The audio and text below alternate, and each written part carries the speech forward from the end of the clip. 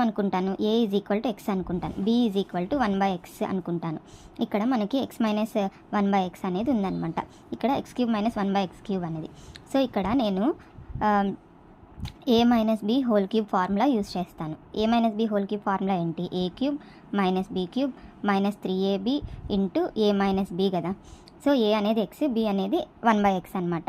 So x minus 1/x whole cube is equal to x³ minus 1/x whole cube minus 3 into x into 1/x of x minus 1/x అనమాట.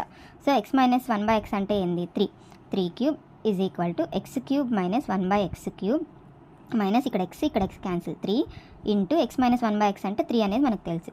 So ఇప్పుడు 3³ అంటే 27 is equal to x³ minus 1/x³ minus 9 అనమాట. So ఇక్కడ మనకు answer ఏమొస్తుంది, x³ minus 1/x³ is equal to 27 plus 9 అనమాట. So answer అనేది 36.